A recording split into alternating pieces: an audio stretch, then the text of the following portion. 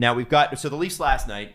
I'm like Pepe from the Seinfeld. I gotta sit down. If you watched the Leafs last night, if you're a Toronto fan and you watched the Leafs last night, why? The Blue Jays were on. Right. But Mike, it was the Michael Bunting show, hat trick. And I love that Leafs All Day put out a troll tweet with him, like, if Michael Bunting plays with Tavares, it'll be a 30-30-60 season and he'll make Team Canada. And everybody took him seriously, which is amazing. But do you know how many LOL Leaf fans are dumb tweets are people just fucking with you? Oh, yeah.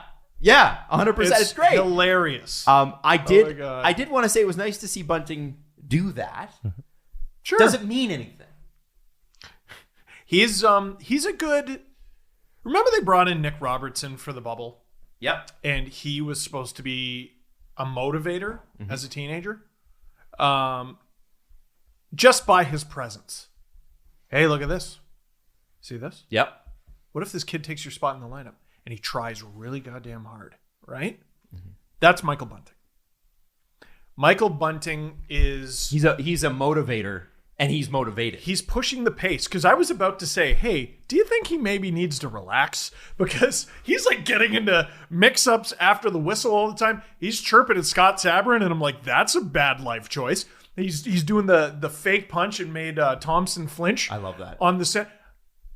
I love it too, but in the third preseason game, man. Do it. And you know what? What did we say last show? You're in the shit. No.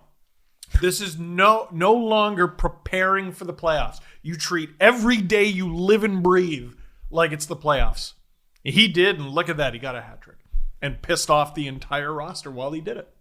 Well, of the Senators. Of the Sens. Which is a good thing because the Senators kind of ran the Leaf show last year. They embarrassed it's not even a little, like, even looking back, the Senators may have had the most harmful effect on the Leaf psyche in the regular season last year. Some of the worst Leaf games over the past few years have been against the Ottawa Senators. There was a game, and I distinctly remember it was a Garrett Sparks start. That I think they lost 6-2 in Ottawa. Game wasn't even done yet. We had company over, and I had to leave to take Iggy for a walk. I had to take him out. I was like, I'm going to strangle this entire roster. They blow the 5-1 lead last year. Oh, my God. So it felt good. It felt good for me. And no Brady Tkachuk for the Sens because they're still not agreed. Right? So, sorry, Jess? We should talk about how good Peter Mrazek has been over the course of these couple preseason games. Yeah, and again, it's preseason, but nothing really even looked close. Like he didn't. Those should be easy saves, right? The athletic saves are great, but they often come from situations where you're out of position. Kevin Pillar syndrome. There you go. Very interesting. We'll start calling it. Certain goalies, they manage to fly by the seat of their pants their entire career. Curtis Joseph, but it worked. Dominic Hasek, it worked for them. He looked really solid. Ho-Sang had that great assist. I assume the plan was to be 1A and 1B, but this kind of just like confirmed it for me. Just seeing how well he's played, like, okay, both these guys are going to play 41 each, which is or great. Whatever it lays out to be, which is ideal. Yeah, and maybe they won't get injured because remember last year what a juggling. Hey, you'll see that in the All or Nothing documentary how quickly both goalies were down. Yeah. You can't run Campbell out there the way you ran Freddie out there, and you shouldn't have run Freddie out there the way you ran Freddie out there because he played 2 full years not healthy. Yeah. And then look at what happened. He had a good preseason game. 36 of 37. I thought this is a quote from Sheldon Keefe, and I thought this is the most important that I've heard of training camp so far. David Kampf. He said, I will run David Kampf out there against anyone.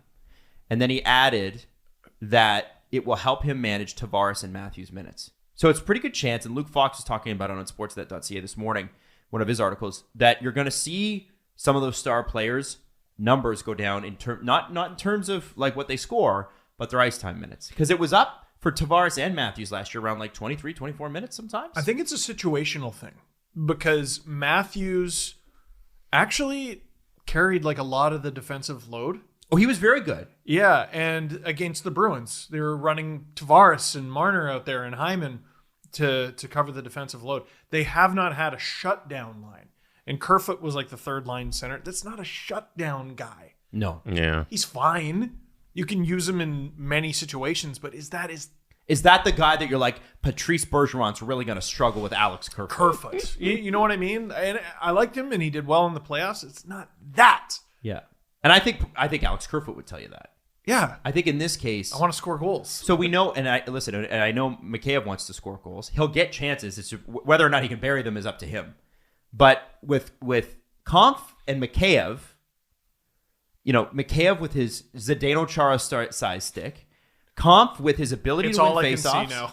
And we were all like, "Who the hell is this?" But the more I read on him, and the more like Blackhawks fans are like, "No, you're wrong. You're objectively wrong." Who's the other winger going to be though? That's the question I wanted to ask.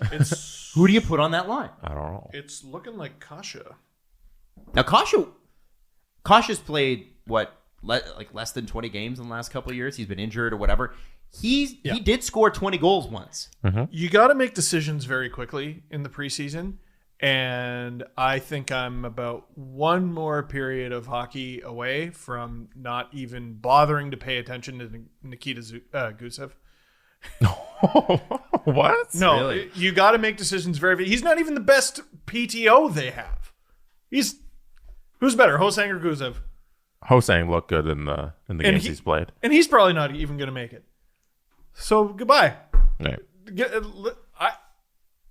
I saw a tweet. How did this guy light up the KHL? The KHL? He had 44 points like 5 minutes ago.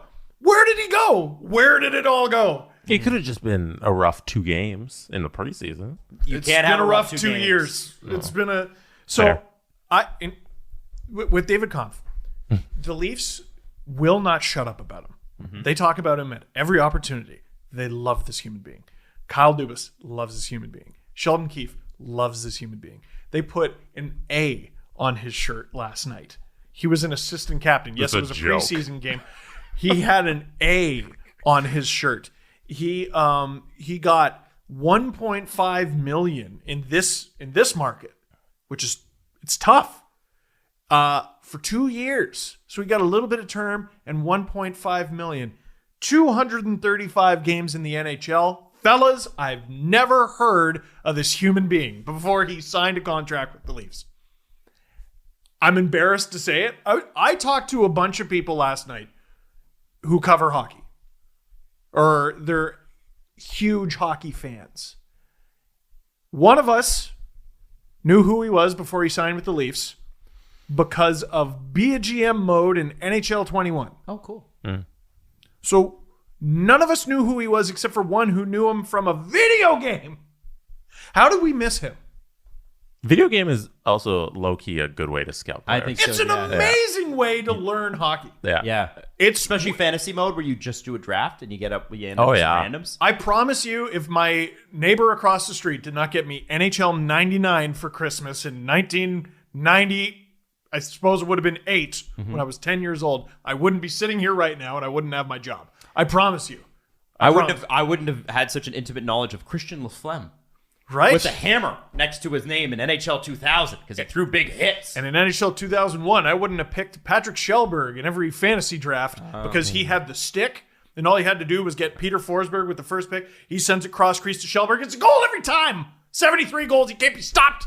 Patrick Sharp was always a UFA when you start your BGM for like 3 because he didn't officially announce his retirement. So he was always available and you're just like, I'm going to sign him. He's like still at 81. Alexander Selivanov.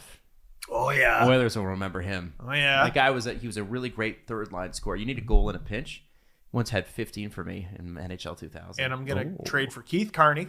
Oh, because he's got a hammer. Yep. And he's got the I'm a tough guy goatee, which was a tough guy style at the time. For sure. And I don't know how we all miss this guy. Is it because no one cares about the shutdown players on a bad team? I think that's probably it. Fair. Because the Blackhawks, it's Keith's job to care. It's Dubas' job to care. It's not our job to care. Yeah, but like you wouldn't look at the players who are designated to be shutdown guys on a team that's not in the playoffs. You wouldn't look at them and be like, they must be great at their job. Right, because it's like, well, you didn't shut anybody down. You didn't shut anybody down. You lost. Yeah, but that's not the way you should look at it. We all miss this guy. Yep. We all miss this guy. I'd never heard of this human being. 26 years old, undrafted. I think a great number of people were wrong about David Kampf. Yep. Well, hold on. It's the preseason. Right. Oh, well, the 2 goals he has, that's literally not why he's here.